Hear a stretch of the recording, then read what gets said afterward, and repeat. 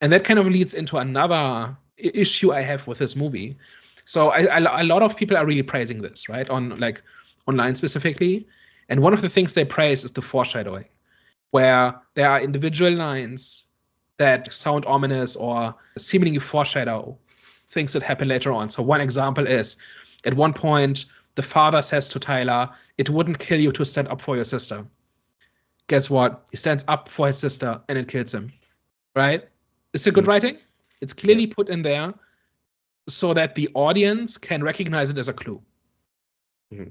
But it's not character driven. It's not something that has meaning based on the father saying it to the son in that situation and that then having bearing on what happens later on.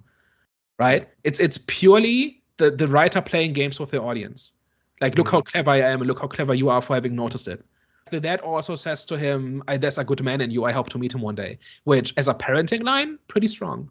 Like, I've banked that in case I ever have a child that needs to be told something, right? I'm gonna quote that one day because that's, like, as far as guilt trips go, that's one of the most elegant ones I've ever seen.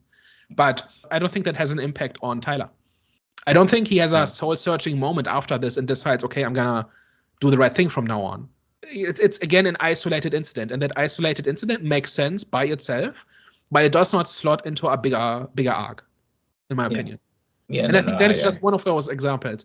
Or, like, there's other things too, like everything the medium says is just there. Like, it's the most obvious exposition ever, right? Everything she says is just tailor-made to leave a clue for the audience so that later on you can say it all made sense.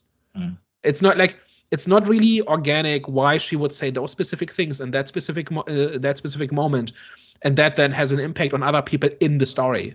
It's just the writer feeding pieces to the audience again.